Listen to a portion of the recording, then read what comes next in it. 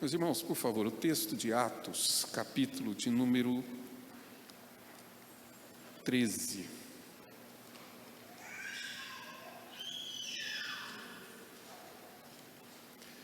E nós vamos ler a partir do verso 1, por favor.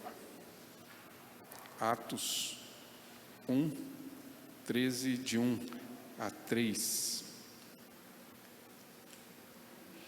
E lemos assim: havia na igreja de Antioquia profetas e mestres: Barnabé, Simeão por nome Níger, Lúcio de Cirene, Manaém, Colasso de Herodes, o tetrarca e Saulo.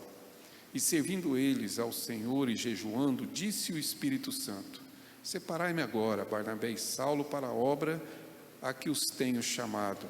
Então, jejuando e orando, impondo sobre eles as mãos, os despediram. Próximo dia 24 de outubro, aqui em nossa igreja, nós teremos uma assembleia extraordinária. E naquela ocasião deveremos nós eleger diáconos, na verdade são 5 diáconos com mandato vencendo, e um presbítero. E como é de fato determinado, inclusive pela nossa Constituição, pelo nosso princípio de liturgia até, que nós façamos a instrução à igreja sobre esses atos com antecedência, né? E aqui é essa antecedência que nos foi determinado fazer. Por isso eu peço licença aos irmãos, daquela sequência que estamos tendo do Evangelho de Marcos, para olhar exatamente para esse assunto. Basicamente para trazer orientações, segundo a palavra, para aquilo que vamos realizar naquele dia 24, em termos de eleger diáconos e eleger presbíteros, que são os oficiais em nossa igreja, segundo a Constituição da nossa igreja, da Igreja Presbiteriana do Brasil. Essas instruções, na verdade, elas não são voltadas apenas para aqueles que elegerão as pessoas que ocuparão tais ofícios e tais mandatos, digamos assim, mas também são orientações para aqueles que serão eleitos, para aqueles que não conhecemos nós, Deus o sabe, ocuparão exatamente esse mandato nesse próximo, digamos, quinquênio, uma vez que na realidade os nossos mandatos de presbíteros e diáconos são de 5 anos. São orientações então para toda a igreja, digamos assim. Eu gostaria de fazer isso com os irmãos, se os irmãos me permitirem, a partir de 2 passagens, uma delas é esta, tratando exatamente de 4 erros básicos. Mas o fato de serem básicos não significa que não sejam graves, que nós temos cometido. E veja bem, quando eu digo nós temos cometido, eu estou dizendo que a igreja tem cometido esses erros. Erros que de alguma forma não atendem àquilo que Deus nos revelou em sua palavra para o exercício dessa, digamos, igreja, para a condução dessa igreja, da qual fazemos parte e da qual, na verdade, com a qual nós temos tais responsabilidades. O primeiro texto é esse texto de Atos, para o qual eu chamo a atenção dos irmãos para o primeiro erro, que na minha opinião é o erro elementar entre nós, mas que é muito comum, diga-se de passagem, que é o fato de nós considerarmos o governo da igreja como um governo democrático. A igreja não é uma democracia. Precisamos compreender isso urgentemente. Precisamos, inclusive, compreender isso com muita urgência, porque nos nossos dias a democracia, ela passou a ser, digamos assim, santificada e sacralizada. Seja qual entendimento de democracia que se tenha, inclusive na política, certo? Há uma certa idolatria à democracia. Posso estar enganado, mas a impressão que eu tenho ao ouvir as pessoas dizerem é que a democracia resolverá todos os nossos problemas. Não sei se vocês percebem esse discurso. Que uma vez implantada uma democracia, seja ela qual for, porque ninguém se entende para dizer exatamente o que se quer dizer como democracia, a democracia será o nosso Messias. A democracia será o nosso Salvador. A democracia, ou talvez alguém que a represente no nosso posto principal no Executivo, será a solução de todos os problemas existentes no país.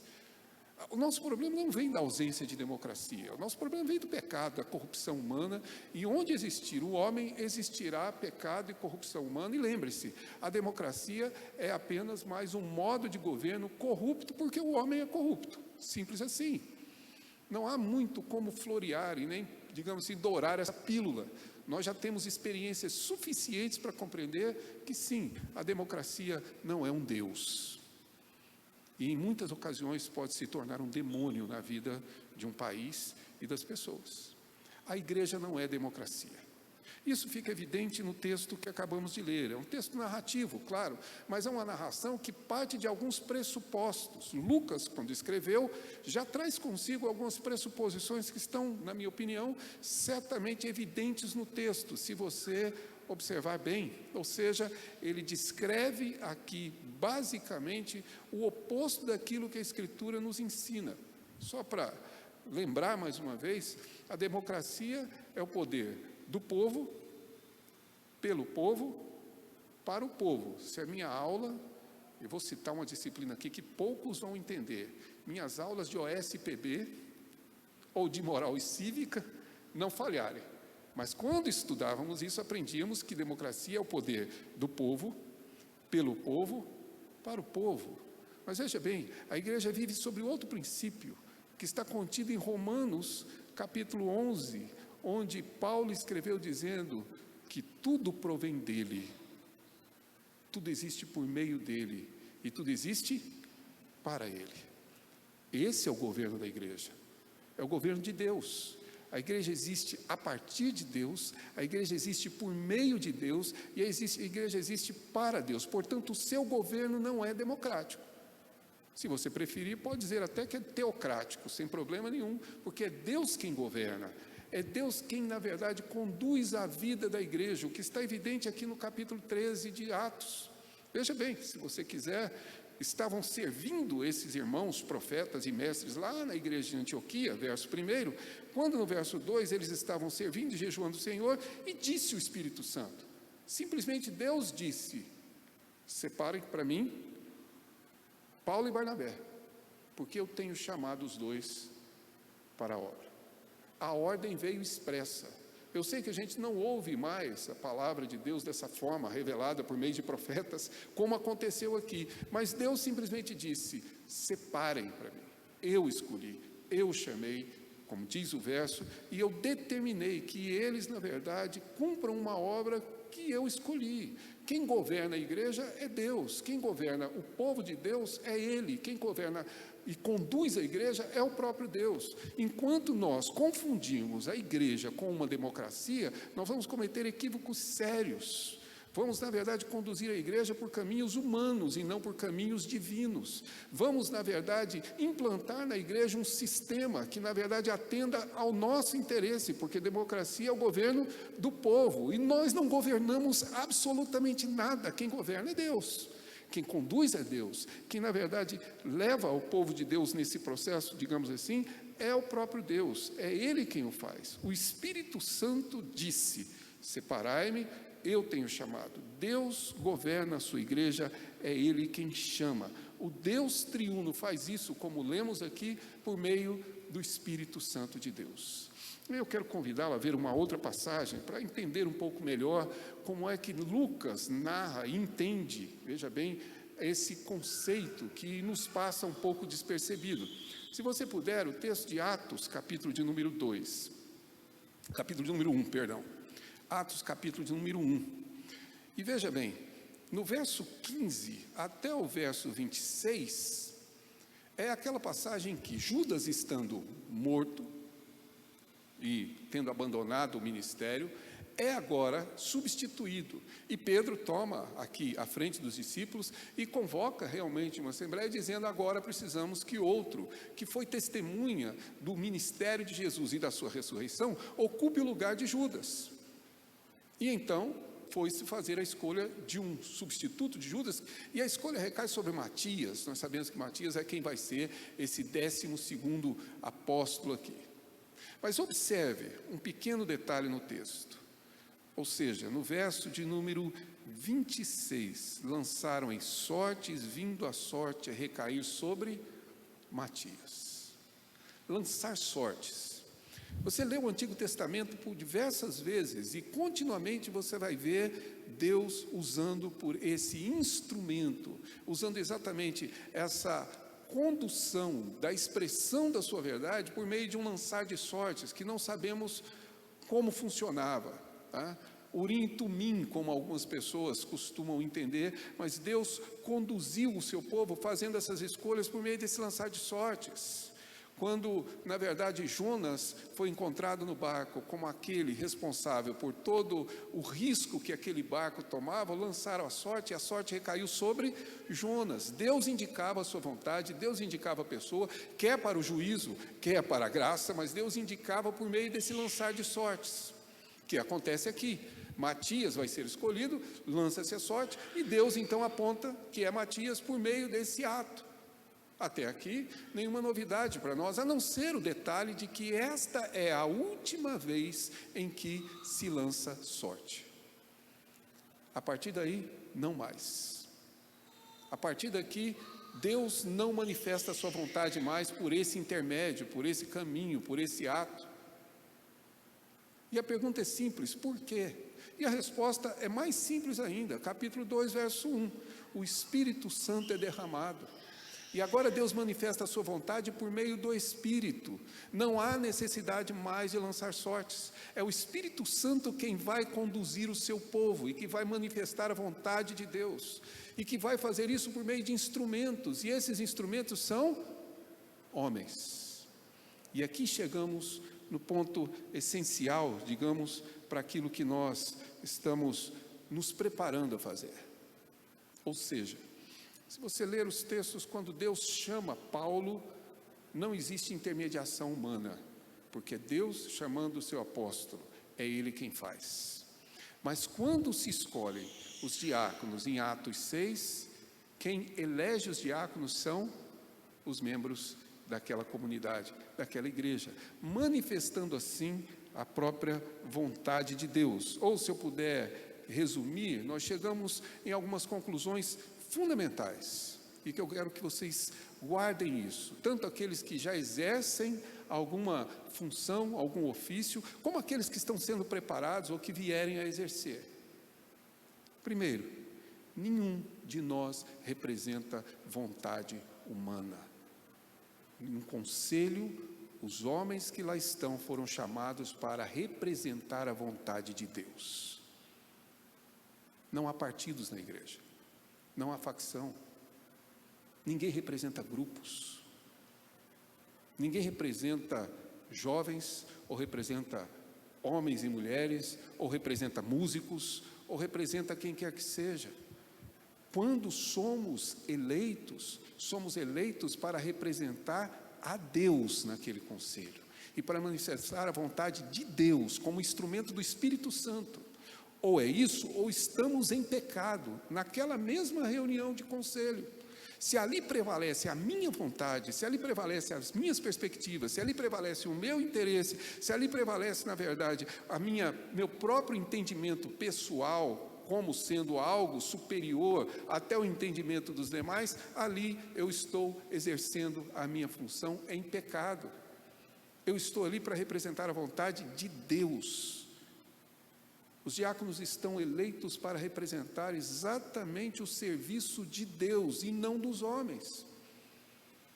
Eu não sei, graças a Deus aqui na igreja não temos experimentado isso, mas a minha agora longa jornada já de ministério, já vendo o nascer da jubilação aparecendo no horizonte, eu costumo lembrar de quantas vezes as pessoas se reuniam e faziam grupos para votar em alguém porque aquela pessoa iria nos representar. Mentira, está errado. Na realidade, nenhum de nós representa senão a vontade de Deus. O que nos leva a uma segunda conclusão fundamental e tão importante quanto essa, que quem elege, quem vota, também não vota de acordo com a sua vontade. É instrumento do Espírito de Deus. Você não pode votar porque é amigo, você não pode votar porque é parente, você não pode votar porque você gosta da pessoa, não pode votar porque acha a pessoa bonita, o que seria muito difícil, considerando todos os nossos candidatos. Você não pode votar a partir daí. Ou seja, não existe nenhum critério seu. Você que vai votar naquele dia, você é um instrumento do Espírito Santo. Entenda a gravidade do que isso significa. Você representa a vontade de Deus. Você foi escolhido para expressar a vontade daquele que, na verdade, nos chamou. Você vai escolher aquele que Deus indicar. Por isso que nós precisamos que Deus nos mostre, nos dê sabedoria, para que eu seja instrumento dele e não do meu desejo, da minha vontade, do meu interesse, do meu partido, da minha simpatia. Percebam que é um erro, digamos assim, elementar. E eu sei, extremamente óbvio, mas por óbvio que é, nós precisamos de bom senso. Aliás, parêntese aqui, quem dera esse fosse o entendimento nosso relativo à política que vivemos. Quem dera os nossos políticos entendessem que eles não estão lá representando partidos e nem o povo, que Deus lhe concedeu autoridade para representarem a Deus nesses plenários, em uma Câmara, em uma Assembleia, em um Supremo Tribunal que seja, autoridades constituídas por Deus para fazer a vontade de Deus. Quem dera esse fosse o nosso entendimento. Quem dera nós percebêssemos que a solução que trará ao nosso país qualquer perspectiva nova não é a democracia, mas quem sabe uma pitada de teocracia nesse povo conduzido por homens. A igreja não é um povo conduzido por homens. Ela é exatamente um Deus conduzindo-a com instrumentalidade de homens, mas o Espírito Santo de Deus, dizendo quem ele chamou, que nos leva ao segundo erro, bastante comum, e que está aqui no capítulo 13, mas está também em um outro texto, que eu convido você a acompanhar a partir daqui, que é 1 Timóteo, capítulo 3, quando Paulo dá orientação sobre bispos ou presbíteros e diáconos, capítulo 3 de 1 Timóteo. O segundo problema nosso é que nós não compreendemos muito bem o que significa vocação, ou seja, que esses, digamos, ofícios são vocações. Na verdade, Deus diz aqui em Atos 13 que o Espírito Santo chamou a Paulo, chamou a Barnabé para cumprir a obra, portanto, uma vocação. Pedro vai escrever aos seus colegas presbíteros na carta, primeira carta, capítulo 5, dizendo: eu, presbítero convosco, ou seja, há um chamado de todos para exercerem esse ofício, e é uma vocação. E o nosso problema está na nossa doutrina de vocação. Nossa doutrina está distorcida. Atos 6 nos ensina a mesma coisa na eleição dos diáconos. Os apóstolos vão dizer, não é, digamos, irrazoável que nós deixemos a pregação da palavra, que é o trabalho apostólico para servir as mesas. Então vamos eleger pessoas que cumpram essa vocação, esse chamado, é uma vocação, é um chamado de Deus. Ou seja, não estamos aqui de fato falando de cargos. Se me permitem aqui, posso parecer muito simplório na minha exposição, mas de qualquer maneira, a mim parece que nós elegemos democraticamente pessoas para assumirem cargos na igreja. Não são cargos. Ofício não é cargo. Entendam. Pode até ser encargo, mas cargo não é. Ofício é basicamente uma vocação que Deus dá.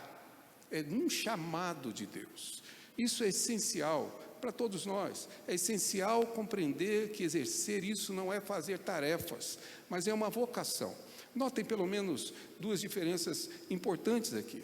Primeiro, porque vocação de Deus é sempre para ser, como nós acabamos de cantar aqui diversas músicas. A vocação de Deus não é para fazer. O cargo é para fazer. Mas a vocação de Deus é para ser. Ou seja, Deus nos chama para ser presbíteros, para ser diácono, e não para fazer ou desincumbir de tarefas presbiteriais e diaconais. A nossa visão está muito presa a essa ideia. Cargo depende de mandato, depende de local, depende de ocasião, inclusive depende de escala. Porque tem diácono que, quando não está escalado, não é problema meu.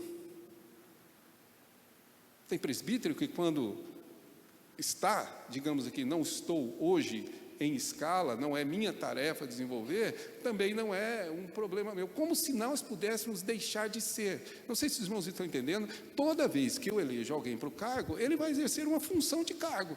Acabou o cargo, acabou a função. Encerrou o expediente, bateu o ponto, não tem mais obrigação nenhuma, é um cargo.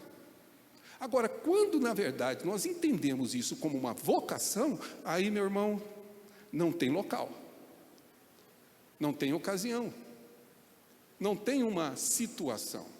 Nós somos. De vez em quando, os meus... Desculpe, só pegar minha água. Já está aberta, é mais fácil do que abrir a outra.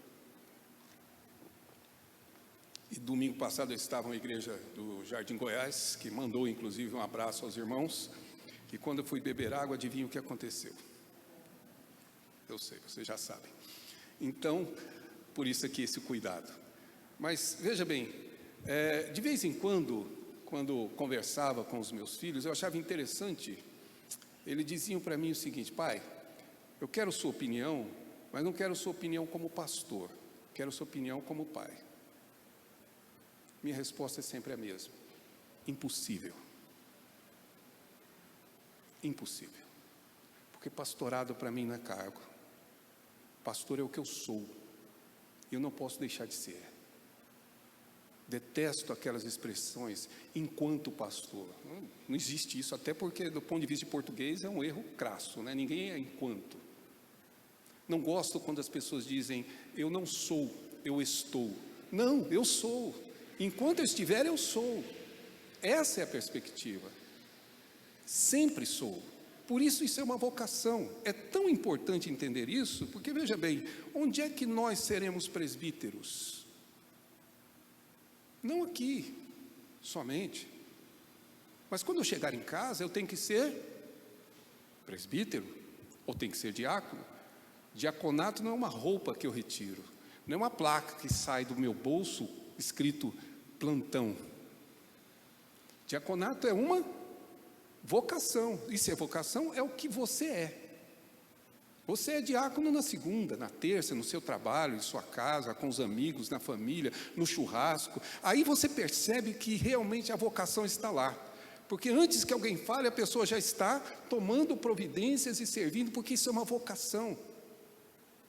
Como também o presbiterato é essa vocação, nós somos. Vence o mandato, não fui reeleito, ótimo, eu continuo sendo presbítero, continuo exercendo a minha função, e esse é o segundo ponto que, na verdade, me faz alertar os irmãos. Se isso é vocação, então eu exerço independente do mandato, independente do cargo, independente da eleição. O que nos leva ao terceiro ponto que eu gostaria de tratar com os irmãos, que também, na minha opinião, é um terceiro erro. Ou seja, erramos relativo ao governo da igreja, erramos no entendimento de que isso é vocação e erramos no entendimento de dons. Erro elementar também. Se estiver falando alguma besteira, não tem problema, pode me corrigir ao final, mas acho sim que nós cometemos esse erro comumente. Nós julgamos que o diaconato é um dom restrito aos diáconos. Diaconia é um dom que quem tem são só os diáconos. Pior um pouco, a gente acha que só tem quem está eleito. Mas só eles têm esse dom. Presbiterato, ou como Paulo chama, inclusive, em Romanos 12, o dom de presidir, a nossa opinião é que isso acontece somente com presbíteros e pastores. Só eles receberam esse dom. Só eles foram agraciados com esse dom, porque esse dom está restrito ao ofício. O que eu quero dizer, aliás, quando nós argumentamos assim, a gente acaba reforçando os argumentos feministas, que não é o assunto de hoje, por favor. Fica para outra ocasião. Mas nós reforçamos os argumentos feministas. exatamente porque desconhecemos aqui o sentido de dons. Ou seja, nós, para colocar isso de outra forma, quem tem o ofício obrigatoriamente terá os dons, mas quem tem o dom não tem obrigatoriamente que ter o ofício. Não sei se me faço entender aqui nesse jogo de palavras, tá certo? Quem foi eleito para, necessariamente deve possuir os dons e evidenciá-los, mas quem tem um dom, necessariamente não será, digamos aqui, alguém a exercer o ofício, não terá obrigatoriamente o ofício. Até porque esses dons, me permitam aqui, eles não estão restritos a homens. Os dons, o ofício sim, mas os dons não. Se não, Romanos capítulo 12, verso 6 ao verso 8, vejam bem, nesse texto em que Paulo fala agora dos dons, ele vai, de fato, ensinar a igreja, verso de número 3 em diante, que há uma diversidade de dons. Assim também, verso 5, nós, conquanto muitos, somos um só corpo. E então, a partir do verso 6, ele começa a falar dos dons. Ele diz que quem, na verdade, tem o dom de profecia, que exerça segundo a proporção da fé. Verso 7, se ministério, palavra original, diaconia, tá? Se diaconia, ou ministério, dedique-se. O que ensina, esmere-se. O que exorta, o que contribui, verso 8. O que preside, verso 8. Quem exerce misericórdia. Ora, nós não podemos conceber a ideia de que somente aqueles que têm o dom, o ofício da diaconia, é que são responsáveis por conduzir a misericórdia da igreja. Não sei se entendem, dom da misericórdia, Deus distribuiu e Deus então chamou alguns para exercerem um ofício que exige esse dom. Um ofício que na verdade requer esse dom. Não podemos conceber que somente os presbíteros e os pastores tenham competência para presidir. A bem da verdade, alguns irmãos talvez sejam muito mais competentes do que nós. Deus deu esses dons para homens e mulheres, mas Ele chamou alguns para exercício desse ofício. Portanto, dons são, o que eu quero dizer é que cometemos o erro de restringir. E onde isso nos leva? Mais duas conclusões importantes. Primeira, nos leva à condição de que daqui a algumas semanas, os irmãos, no meio de um volume de candidatos, posso estar enganado, entre 10 ou 12 talvez, vão escolher 5.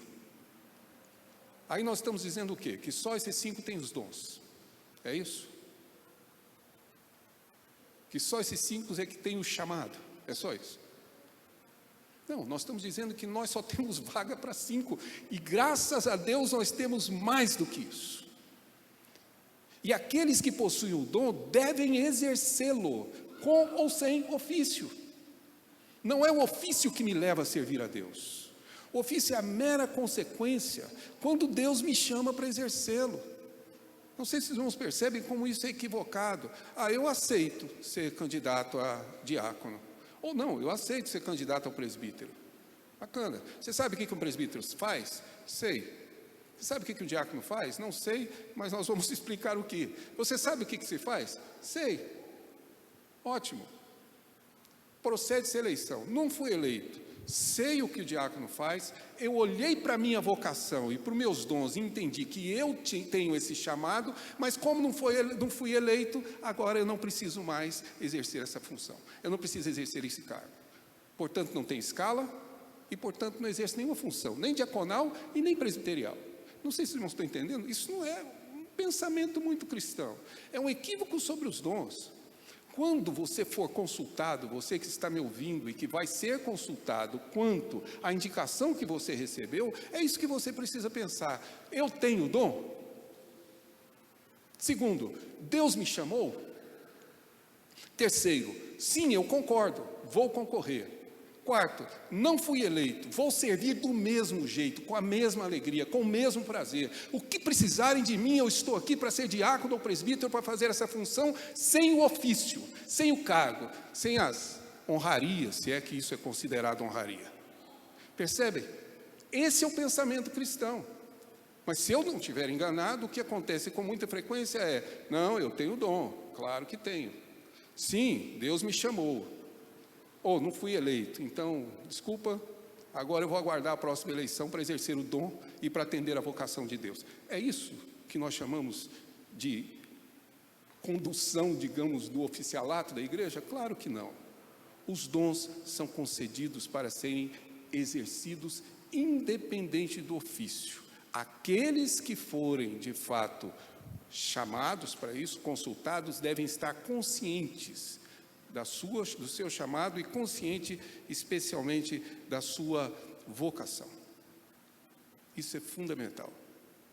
Segundo problema que nós trazemos aqui, com base nos dons e no chamado, é basicamente não compreendermos que, veja bem, não sou eu, presbítero e diácono simultaneamente. Aliás, a nossa Constituição da Igreja Presbiteriana do Brasil diz lá que nenhum oficial pode exercer 2 ofícios simultaneamente, está lá, na Constituição, que é um entendimento da Escritura. Veja bem, meu irmão, você vai ser consultado, aí te indicaram para diácono, te indicaram para pastor, e te indicaram para presbítero, e te indicaram para pastor, está tudo lá. Aí você aceita concorrer para os 3, você está dizendo o seguinte: não, Deus me deu dom para tudo, eu faço tudo, deixa comigo que eu vou ser os 3. Não, Deus te deu dons e te chamou. Se você está consciente de que Deus te chamou para o diaconato, é isso que você deve ser. Não estou dizendo que um diácono pode ser eleito presbítero, estou dizendo que cabe a você, e não a mim, e nem à igreja, chegar a essa conclusão pessoal de qual chamado Deus te deu. E esse é o grande equívoco que cometemos, é de julgar que o diaconato é inferior ao presbiterato, e julgar pior, que o presbiterato é inferior ao pastorado, como se o pastorado, como disse muito bem o reverendo Igor, fosse o nosso 3º ofício. Nós não temos 3 ofícios, só temos 2. Essa ideia de que existe aqui um escalonamento, aí fica parecendo que o diaconato é um estágio para o presbiterato. Você vai lá, é diácono, e depois de 1 mandato, 2 mandatos, aí você já está preparado para assumir o presbiterato. Não estou dizendo que isso não possa acontecer, só estou dizendo que não é esse o padrão em que Deus estabeleceu, e que não existe, em momento algum, diferença de importância ou valor pelo ofício que exercemos. Nenhum pastor é mais importante que, nenhum presbítero, nenhum diácono. Nosso tempo não permite, porque se permitisse, faria aqui uma exposição para os irmãos para provar uma tese que eu conversei com o conselho esses dias. Na Escritura, para mim, é claro que quem é nosso diácono é Jesus Cristo. E se ser diácono é inferior, então você me prove que Jesus Cristo é inferior àqueles a quem Ele serviu. Ele disse: eu não vim para ser servido, mas para servir. E a palavra lá qual é? Diaconia. Ele é diácono. E me permitam aqui a expressão, e quase que um desabafo, e nós ficamos com essa besteira de cargo, sabe? De patente. Julgando que presbítero é mais importante que diácono. Meu irmão, se Deus te chamou para o diaconato, seja diácono. Você está honrando a Deus, glorificando a Deus e cumprindo o seu chamado. Pode ter certeza que para o reino de Deus você é muito mais útil do que sendo um presbítero sem vocação, sem dom e sem chamado. Portanto, não existe nenhuma perspectiva de orgulho. Eu já falei isso para os irmãos diversas vezes. Daqui a pouco vamos celebrar a ceia. Pastores e presbíteros, isso não é honra, é serviço. É exatamente os presbíteros descendo daqui, servindo irmãos, para dizer aos irmãos: nós somos menores que vocês, nós servimos a vocês. E quando eles voltarem aqui, eu e o pastor Igor vamos servi-lo para dizer: nós somos menores do que todos, somos servos de todos. Porque é assim que a igreja de Deus é. Uma igreja que só tem um Senhor, e todos os demais são servos. Ou seja, não sei se você concorda comigo, mas erramos quanto ao governo da igreja, a natureza dele. Erramos quanto à vocação, erramos quanto aos dons. E se me permite concluir, o quarto erro, erramos quanto às qualificações. Essa que temos aqui em Timóteo, capítulo 3, por favor, e que Paulo descreve com tanto cuidado. Não lerei o texto todo, mas peço a você que acompanhe aí na sua Bíblia, capítulo 3, do verso 1 até o verso 13, Paulo falando das qualificações. Fiel é a palavra, se alguém aspira ao episcopado, excelente obra almeja, é necessário, portanto, que o bispo, que o supervisor, que o presbítero seja. E aí vem uma série de qualificações. E aí ele vai dizer no verso de número 5, no verso de número 8, semelhantemente quanto aos diáconos, aí uma série de qualificações quanto aos diáconos. Onde erramos? No entendimento dessas qualificações. E aqui cometemos pelo menos 3 equívocos. O primeiro, de pensar que essas qualificações são competências técnicas, tá?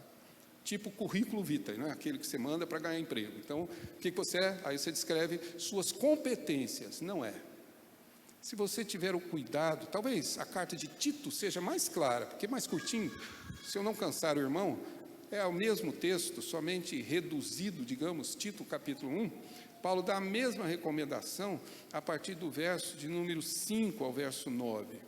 E se você observar, verso 6, tem relação óbvia com a sua condição familiar. Alguém que seja irrepreensível, marido de uma só mulher, que tenha filhos crentes, que não seja acusado de dissolução, e que os filhos não sejam insubordinados. Isso tem a ver com relação familiar.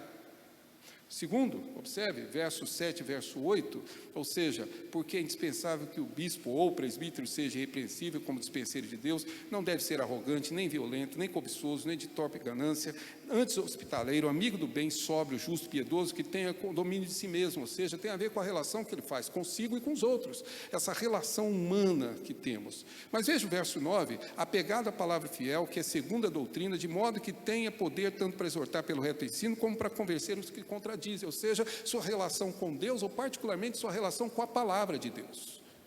Essas são as qualificações. Não são competências técnicas, são competências relacionais. O relacionamento aqui, o comportamento, o caráter tem muito mais importância do que a qualificação técnica. Outro erro que os meus cabelos brancos vieram me ensinando ao longo do tempo. A pessoa é um empresário e administrador de uma grande empresa, de uma multinacional. Aí nós pensamos nele como um presbítero. Pode ser, como pode não ser, tá certo? Uma coisa não tem a ver com a outra, tá certo? Ele pode ser um diácono, pode ser nem isso, e continuar servindo a Deus como presidente de uma multinacional. Aí nós temos alguém que porventura é, na verdade, como já tive em minha igreja inclusive, alguém de serviço braçal. Eu tive alguns irmãos que eram pedreiro, mestre de obra. Nós pensamos nele como quem? Diáconos. Pois bem, esses eram presbíteros. E bons presbíteros. Porque diz respeito a chamado, dom, e não a qualificação técnica, não a competência. Diz respeito a caráter, e é isso que precisamos compreender, é isso que precisamos, de fato, entender, ou seja, essas qualificações. Segundo erro que cometemos em relação a elas, é que nós olhamos essas qualificações como um pré-requisito, e veja bem, Deus nos deu aqui um padrão ideal. Por esse critério aqui, não haveria diáconos. Não sei se você concorda comigo, principalmente você que é diácono. Por esse critério, não haveria presbítero, muito menos pastor. Alguém irrepreensível, que não seja tomado por ganância. Leia. Se você não tiver cometido algum desses pecados, por favor, me fale, e nós vamos fazer sua eleição por aclamação. Porque todos nós cometemos essas falhas, todos nós cometemos esses pecados. Deus sabe disso. O que Deus estabeleceu para nós foi um referencial, foi um padrão. O papel de vocês, ao votarem, é perceber quem, à luz da palavra de Deus, mais se aproxima desse ideal. É esse o ponto. Quem, na verdade, é esse homem que traz consigo essas qualificações e que, na realidade, exerça exatamente para essa condição. Terceiro ponto, erro nesse quarto ponto, digamos aqui, é exatamente nós entendemos essas qualificações como uma espécie de dom nato. A pessoa nasceu com ela. A gente costuma dizer, fulano de tal é um líder nato. Se é diácono, a gente costuma dizer que é meio instintivo, né? Quando vê, já está fazendo. Não é. Com todas as letras, tudo isso significa esforço. Ou seja, para você que foi indicado, que será consultado e que pretende aceitar o convite ou a indicação, lembre-se, todos esses dons, essas qualificações são esforços que você deve ter. Esforços que você deve realmente realizar. Se eu não cansar mais uma vez, irmãos, e peço, desculpa, será a penúltima vez que eu peço para você ler mais um texto comigo, mas volte ao texto de Romanos, capítulo de número 12. Romanos 12. E veja bem, a partir do verso 6, na verdade, deixando a profecia, já que esse dom não é exercido, mas a partir do verso 7, se você recebeu o dom de ministério, diz Paulo, você deve dedicar, tá certo? E depois, se você recebeu o dom de ensino, esmere-se. Se você recebeu o dom de exortação, dedique-se. Se você recebeu o dom de contribuição, faça isso com liberalidade. Se você recebeu o dom de presidir, faça isso com diligência. Se você exerceu o dom de misericórdia, faça isso com alegria. Ou não é os meus olhos, ou são os meus olhos que estão enganados, ou Paulo está dizendo, se você recebeu, se esforce. É com dedicação, é com esmero, é com esforço. Não é simplesmente recebi o dom. Eu acompanhei aqui um pequeno, digamos, diálogo no nosso grupo de louvor essa semana, falando sobre determinados assuntos, e eu gostei muito do que foi o presbítero Wellen quem comentou isso. E eu fui, como vocês sabem, durante um tempo professor de música. E, em certo sentido, eu concordo sim com ele num determinado ponto, tá?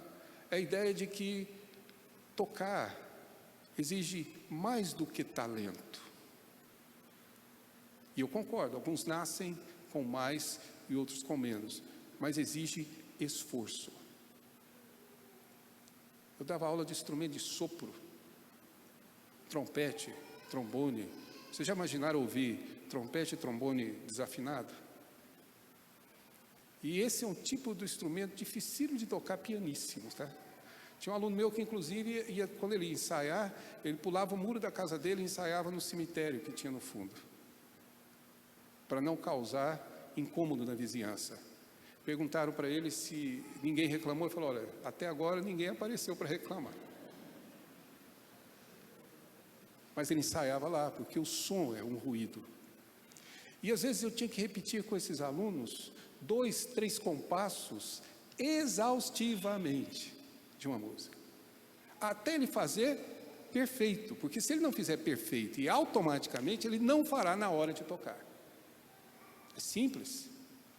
Era banda marcial, tocava-se marchando. Você imagina o cara prestar atenção em alinhamento, prestar atenção no passo, na música, andando na rua. Tem que ser assim. E ele precisava repetir exaustivamente, era um esforço contínuo, senão ele não seria o músico que nós precisávamos que ele fosse.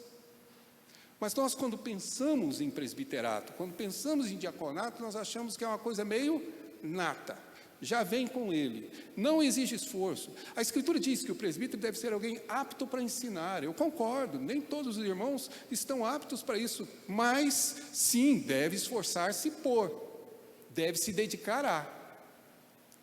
Nem todos temos todas as qualificações, mas aí que vem exatamente o princípio, é um esforço, a qualificação requer de nós esforço, dedicação, esmero, e nós não olhamos os dons assim. Deixe-me tentar concluir.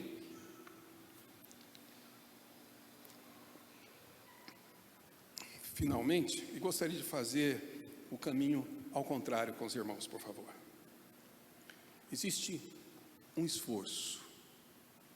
Lembre-se que Paulo escreveu a Timóteo, capítulo 3, verso 1, 1 Timóteo, aquele que aspira, aquele que deseja. O desejo está no teu coração também, você que está sendo indicado. Então, primeiro, entenda, você está sendo eleito para um esforço pessoal de transformação do seu caráter. É isso, não menos do que isso. Se não é, você vai ter que ser hospitaleiro. Se é violento, vai ter que deixar de ser. É exatamente essa a perspectiva. Vai ter que ser cordato, e não aquela pessoa que discorda o tempo todo. Percebam, é mudança de caráter. E é um esforço, porque nenhum de nós é assim.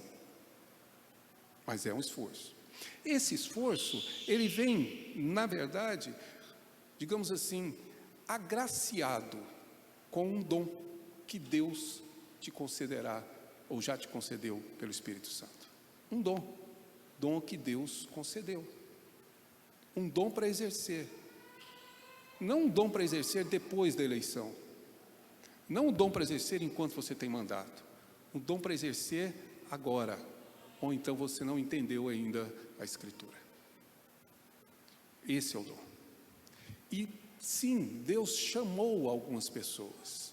Se você sente o chamado do presbiterato, não se preocupe, meu irmão. Se algum dia Deus te quiser assentado em um conselho, Ele o fará. Mas seja um presbítero de coração. Pastoreie as pessoas. Sirva como um presbítero serviria, independente de cargo. E quando aprouver a Deus, Ele fará. Se já tem 4, 5 naquele conselho, não tem mais vaga, não se preocupe, Deus arranja vaga onde a gente acha que não tem.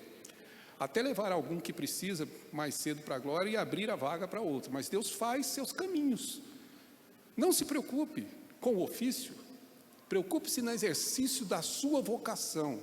E seja, não faça, seja em casa, agora, seja na verdade, na sua, digamos, vida comum do lar, seja no seu trabalho. Conte casais. Enquanto se fazia palestra, que não era eu que estava fazendo, uma senhora que participou do encontro me chamou e queria falar comigo. Eu subi, era um lugar lá em cima. O Igor, Eliane vão se lembrar onde é que era o gabinete da primeira igreja em Goiânia. Eu subi, entrei. A senhora se assentou e começou a chorar, copiosamente, chorava. E quando ela se acalmou, eu perguntei o que era. Falei, pastor, esse encontro foi um milagre no meu lar e no meu marido. De fato, depois desse encontro que aconteceu esse fim de semana, a nossa vida mudou. Então, o senhor está chorando de alegria? Falou, não, estou chorando de medo. Meu marido está desempregado. E então, eu saio de casa para conseguir dinheiro para o sustento da minha casa, com a única coisa que eu sei fazer, limpar casa e passar roupa e lavar roupa. E quando volto, meu marido diz que eu estou tendo conduta indevida, indecorosa, e por várias vezes já me bateu. Você não falou com o seu pastor? Falei, mas ele disse que não pode fazer nada porque o meu marido é presbítero. Um homem que pode ser presbítero na igreja, mas não é presbítero em casa, não é presbítero no trabalho, não serve para o oficialato. É vocação. Seja presbítero, seja diácono, aonde você estiver, porque Deus te deu o chamado e você entendeu que tem essa vocação. E finalmente todos nós não podemos senão encerrar exatamente com que a oração que foi feita pelos apóstolos em Atos, capítulo de número 2, verso 24. E disse, e eles oraram, diz o texto, e orando disseram, capítulo 1, verso 24, perdão, 1, 24. E orando disseram, Tu, Senhor, que conhece o coração de todos, revela-nos qual destes dois tens escolhido. Essa é a nossa oração. Essa tem que ser a sua oração. Essa tem que ser a oração da igreja. Tu, Senhor, que conhece o coração de todos, revela-nos naquele dia quem o Senhor tem escolhido. E que nós, os eleitos e os não eleitos, todos nós, sejamos instrumentos do Espírito Santo, para que Deus conduza a sua igreja, porque Ele é o Senhor dela. É por isso que dizemos que em nossas eleições não existem perdedores. Ninguém perde a eleição. Todos nós, se movidos pelo Espírito de Deus, ganhamos. E aqueles que não forem eleitos, inclusive, devem estar felizes de que Deus capacitou pessoas com melhores condições de exercer esse ministério do que Ele. Porque é Deus quem governa a sua igreja. E tendo isso claro em nossas mentes, eu exorto aos irmãos, mais do que isso eu suplico, ore a Deus, para que eu e você sejamos instrumento do Espírito Santo para o cumprimento da vontade desse Deus. Que Deus assim nos abençoe e que a eleição do dia 24 seja claramente uma manifestação gloriosa da vontade de um Deus bondoso que conduz um povo obediente. Que seja assim para a glória dele. Quero convidar meus irmãos presbíteros e pastor para que juntos façamos nós aqui, celebremos a ceia e sirvamos aos irmãos como convém.